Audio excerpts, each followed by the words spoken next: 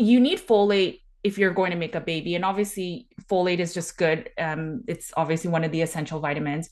Chicken liver is actually higher in folate than beef liver. So Huh. 1 ounce of beef liver has about 20% of your daily value, whereas chicken liver, I think 1 ounce has 45% of your daily value. We don't know what the new norm is. If there's no symptoms, the question always is, does that then matter? There is some folate in lamb, and then there's also folate in egg yolk.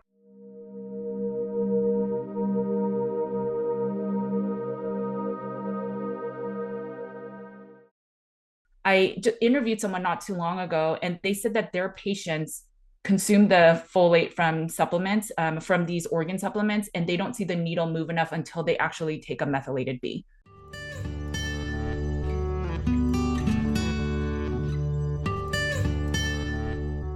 Histamines are often thought of being released by MCAS, and MCAS is basically a immune system response to protect your body. When it comes to CIRS, it's not that.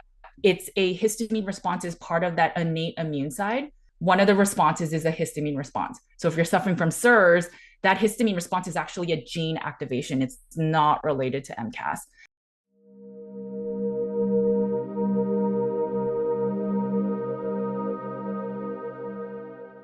Now, when you consume meats and foods that have less histamines, you'll feel less of a symptom, but it's not because um, of the food itself that's making you have a histamine response. I hear it all the time. Carnivore made my histamines get worse.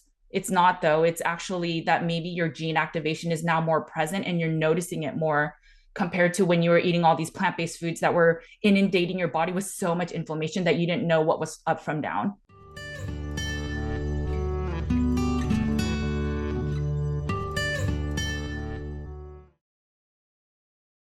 Yeah, so my boys are on, they've been drinking raw milk forever. I'm a fan of it. It really depends on you. So, if, for example, any amount of sugars will affect your blood sugar, your insulin levels, if you're metabolically unwell, maybe it's not ideal for you. If a little bit of sugar then triggers you to want to binge, probably not ideal for you. I know that it's good for gut health, but then if you're really, really permeable with gut health, it may not still be good just because of the lactose. So it really depends. I would say for your individual body, just maybe try an ounce a day, see how you feel with your normal baseline of health. If you start feeling reactions, it might not be good, but you want to do that for about 3 to 5 days. The only thing you're introducing is little bits of raw milk. And that's how to ideally know if raw milk is benefiting you or not.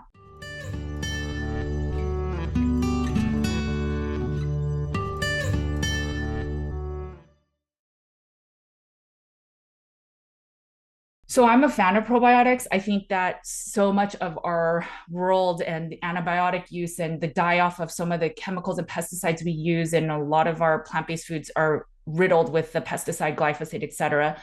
And so it's beneficial.